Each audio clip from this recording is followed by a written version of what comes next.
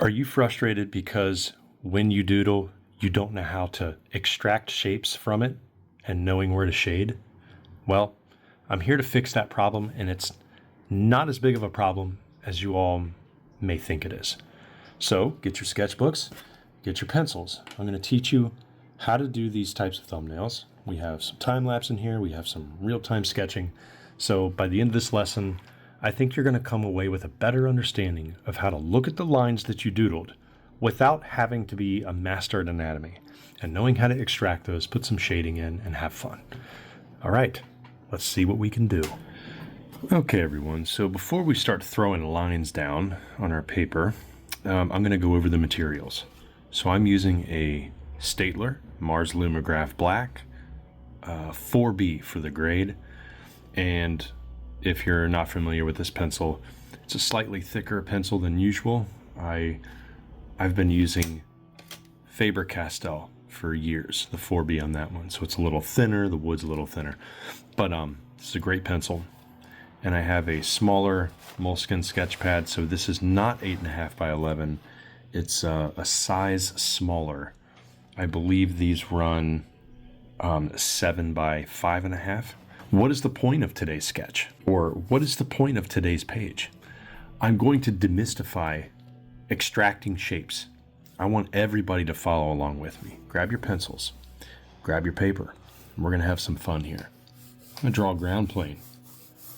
Now, those of you following along with me right now, you do not need to be a genius at anatomy. You don't even have to be a creature designer. What I want you to do, I wanna make sure that you sharpen your pencil. I want to make sure that you're keeping your hand loose on that paper. And sit up straight. A lot of artists, a lot of people, we just have terrible posture. It's why we have back pain all the time. Sit up straight, look over your sketchbook. Throw lines down. When I say throw lines down, I mean, do not think that you have to have some kind of animal in mind in your brain in order to do what I'm about to show you. Okay. Now, when it comes to throwing these lines down, I'm pressing harder in certain areas and releasing pressure in others. This could evolve into so many different types of creatures, and that's the beauty of these thumbnails. Now, how much time to spend on these thumbnails is really up to you. I typically like to put my cell phone next to my sketchbook if I'm really going for a timed sketch. Don't exceed past 5 minutes. Now, these particular thumbnails that we're doing for this lesson, they're going to be slightly larger. On the paper, this is probably, I would say, 3 inches by 4 inches. Something maybe a little smaller, depending on if I get quite adventurous on this page. So you can see here at this scribble, there's a lot happening in here. A lot. It looks like a hairball. It looks like a spaceship. Kind of looks like a fish. Who knows what? Now, the whole point of this is we are extracting shapes. I'm going to teach you how to find the monster in a random shape. Monster, creature, whatever you want to call it. Now, again, you don't have to be like a genius in anatomy. You don't have to be studying this stuff for years. This method is for folks who haven't drawn in years. If you're an industry veteran right now in games and movies and you need to brush up on some skills when it comes to drawing creatures, this is also for you. Here's the beautiful thing that happens. Everybody look at this real quick. You can see the different line weight in this scribble. There's some light lines, very light gestural lines. There's some medium, which, I didn't press too hard. And then, of course, the underbelly here where these lines are slightly darker. Those dark lines, no matter where they show up, study those first. Now, I'm looking at this thing going, well, probably would need to look at fish on Google or Pinterest if I want to know what the anatomy of a fin looks like, or a fishtail. But let's say that you're not looking at the internet right now. Let's say you're at the complete mercy of just extracting these shapes using your own thought. You're sitting at a cafe, you're at a bus stop, you're at home watching me, and you have no idea what to do. So follow along with me. See that shape running across here? It's pretty interesting. So it's a slightly darker line, but I see one even more intriguing. It's this. It's this kind of rounded, almost pebble shape. So what I'm thinking in my head is, well, I'm just going to take my pencil and I'm going to hold it towards the butt of the pencil, okay, keeping my fingers loose, so I'm not gripping this thing tight at all. And I'm going to slightly run some shading on the bottom portion of that pebble shape, just the bottom right here. Now, why am I doing that? I'm giving the illusion that, put the little arrow here. Let's just say that this big blob shape is lit from above. So we're going to have a very simplified cast shadow, and it's going to be an easy way to extract shapes and just show very basic shading. Shadow too, like lighting and everything. So I like this, and it's already down, so we're not going to use an eraser. I'm going to look at all the tiny little lines just poking out everywhere from that thing. There's so many lines happening in here. And look at this little black one. I'm going to extend that just for fun. Why not? I'm just going to bring this out, and I'm just going to bring it back. Now, how did I know to point this in the back? I didn't. I just felt like doing that because I like sharp shapes. So I'm just going to put that in there. And maybe I can round that off. And oh, look at that. I think a fin just emerged from there. Now look at under here. I could do a little cast shadow again, or really deep in that. I'm going to press harder in that corner, and I'm going to release the pressure as I go. I'm going to call it the belly as I go up the belly here. Now, notice how I'm shading over top of these scribbled marks. I don't care what anything is doing up here. I don't care about those. What I care about is following the edge of the shape. So what I mean by edge is, do you see all these little scribble lines and then they stop abruptly and then there's air underneath the shape? That's usually a good indication of the silhouette, an outline of the creature. So what you can do is lightly run your pencil across that outline, wherever those lines stop. So take a look at your sketches right now in your books, everybody watching right now, and look at the shapes. Like for example, look at above here. Look at this weird line going across. That's probably where I should be focusing the top portion. Just lightly gliding my pencil across that. Now look what's happening. Look what's happening here. A shape is emerging. This kind of looks like a shell up here. Kind of looks like a belly. Kind of looks like a fin. Over here, there's a lot of stuff happening. So what could I do to make this to feel a little bit more solid? This kind of looks like a body part coming off of it. Almost like a tentacle or a head.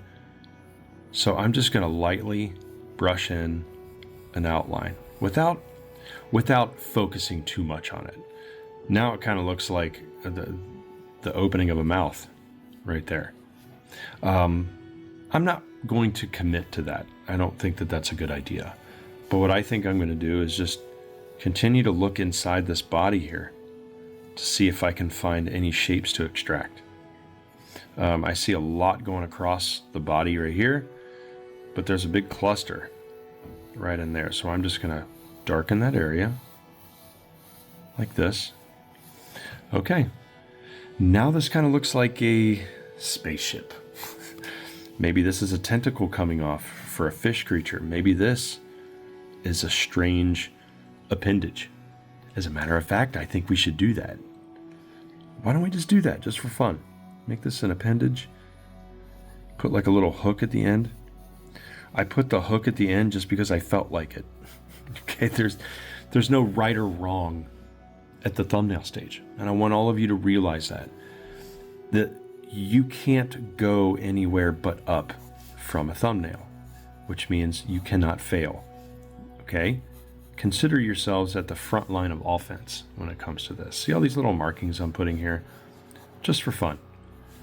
And I think if I want to make this truly a creature, what if this thing has a severe underbite and I'm just drawing sharp teeth, maybe on like the bottom of a jaw? Oh man, now it's getting kind of freaky, isn't it? A little trick, if you want to make something look mean or creepy, small eyes, but close to a mouth slit. So I'm thinking, what if, like if I move the eye back here, it changes the dynamic of the face. If I move up here closer, it changes the dynamic even more. So I'm going to do a half circle like this, and then I'm going to go inside that half circle, lightly shade it going to my right, and now it looks like a concave hole. Isn't that cool? So try that, everybody. When you put those little dark markings in, do tiny little ovals and release the pressure as you come out of it. So it's similar to like it over here. Tiny little ovals, and you go over one over the other, and then you release the pressure. It's good practice for shading too. But look at this this crazy thing right here. Now what's interesting is I'm right-handed, so typically the faces are over here and I move to the right. If you're left-handed, usually you'll start the way I just started that. But you know, sometimes crazy things like this happen. Sometimes you got to switch it up. All right, so I'm kind of liking this. I didn't expect that. Now I'm going to make the mouth more interesting. So we started from just a random thumbnail, and now we're moving on to this sucker right here. This is to me, I have more fun at the thumbnail stage than when I methodically start, illustrating my pencil sketches. I don't get me wrong, I love the long drawings, like 10, 15 hours. I love that because the wrinkles, the details, fur, scale, horns, all that, veins come in. This is such a fun discovery time period. So look down at your sketches right now, and the initial phase that we drew this in was just a couple minutes, but we're extracting these shapes, so we're just gonna put in a little bit more time, more than what we usually do for our thumbnail sketches. You can check out more of my videos on my channel, how to spark your creativity and all of that if you're wanting to become a concept artist for games, and how we very quickly sketch thumbnails for games and movies too. But those typically go a little quicker. There we go. Another thing I like doing, I'll go to the ends of mouths, horns, spikes. I'll darken the tip, and then I will fade off some shading until it flows into the body. See how close the strokes are together? That's what I'm going to do. And then I'll go in another direction. So it was a 45-degree angle this way. So I'm just going to change it this way. I'm also trying not to shake my phone here. There we go. So you can see it's looking really smooth. I'm not going to cover the whole thing. As a matter of fact, like I don't even know what's going on here. It's such a weird little creature. I don't know what a creature is. The tips of these teeth in the front are going to get a little darker. The teeth in the back, they're going to stay a little lighter. Like right back here, due to atmospheric perspective, I'm going to add some depth in there. And quite frankly, it's a pretty deadly looking bite. So I got to connect that mouth slit to those teeth. Man, what would you name this one? I don't know what to name it. Okay, so what do we do when we want to finish off a thumbnail and we feel maybe we've gone a little too far? Now, I've been on this thing for about, 10, 15 minutes. That's a good amount, but these thumbnails are a little larger. So I'm just going to go in the back here, and I'm just going to kind of finish off what would appear to be a fish. Oops, sorry for shaking it. Now, the shapes are very random, very crazy looking. Kind of looks like an evil fish, almost like a mutated one. So we're going to keep that the way it is. And if I just wanted to put some finishing touches on the thumbnail, you know, I can probably extract a little bit more of these shapes right here, but I'm not going to go overboard. Instead, this face, I'm really intrigued by this face. So I'm just going to put in some light shading and move this down here. So I zoomed in a little bit and changed the angle so you guys can see this. There we go. And then maybe put in a little bit more love and care on its chin. There we go. Now the details, when it comes to the face, this is always the funnest part. This is always the funnest part because, you know, all the character and the personality would come out in the face anyway. But since it doesn't have eyeballs, there's no visible eyeballs. It's going to really, I'm going to try my best to keep this as intriguing as possible. Okay, there we go. So really extract these. Now I'm trying to make the line on the bottom of the jaw here as unpredictable as possible. So I'm putting these little bumps. Now I can spend another 3 hours on this, but I don't want to. So this is thumbnail number 1. Okay, and we're going to do 2 more. So take a look at your work that you've done so far and ask yourself, hey, how did I start? And what kind of shapes could I extract? You're going to get better with this over time. It's going to be better for you if you spend longer on these sketches, memorize this process, build up that hand-eye coordination and the muscle memory. The more you do that, the quicker you get at that, therefore the faster you draw these sketches. All right, let's move on to thumbnail number 2.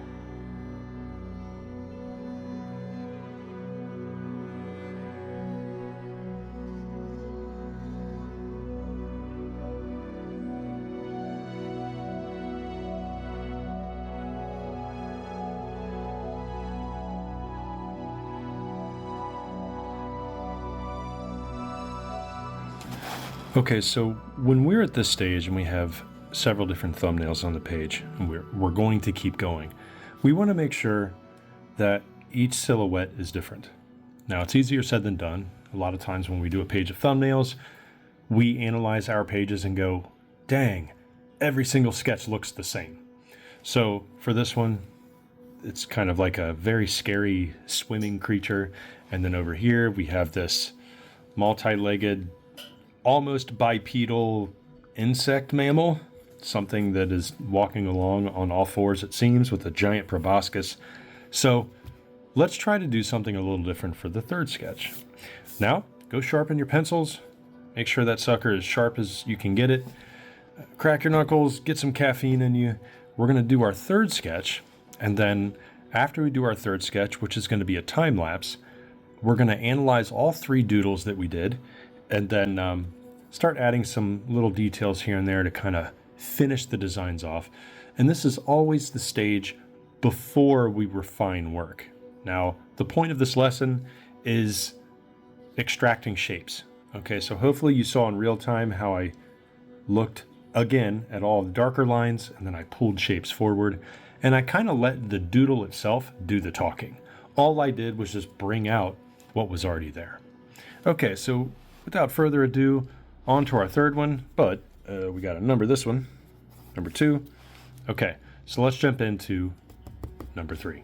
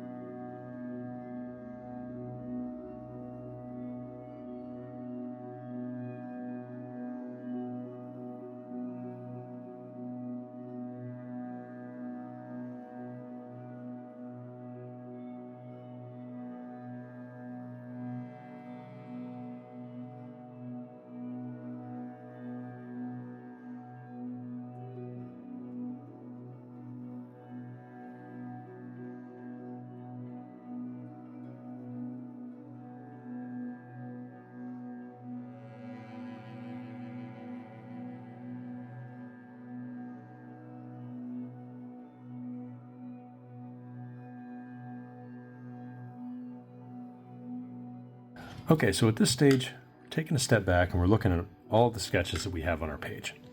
Now we only have 3 to start, and that was the plan from the beginning. We spent a little bit more time on these than your typical smaller thumbnail, but for good reason. We need to extract these shapes. We'll draw larger versions of them to help us see it. So I can go back over these and I can look at each individual drawing and look at all of the thicker lines that are popping out, the areas that I put in some shading where it looks like there's crevices. For example, this latest aquatic mammal, I guess you can call it, aquatic fish. I can put some neck wrinkles down here, and it's over top of the shading that I did. So all the values are taken care of. I can go back to my first one, and going back to the first one, this kind of brings up a mini point. When we start to go throughout our page and doing the thumbnail sketches, we get better. We get better in that session.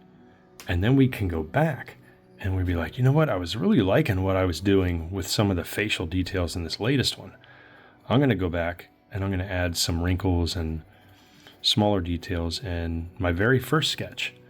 So the reason this is so much fun is, you know, if you're trying to find that one diamond in the rough, that one idea that you have on your page to take to final, whether or not you want to do it for your portfolio or just for fun, it's always good to look at the future ones that you did or the latest ones that you did and pick out elements that you like.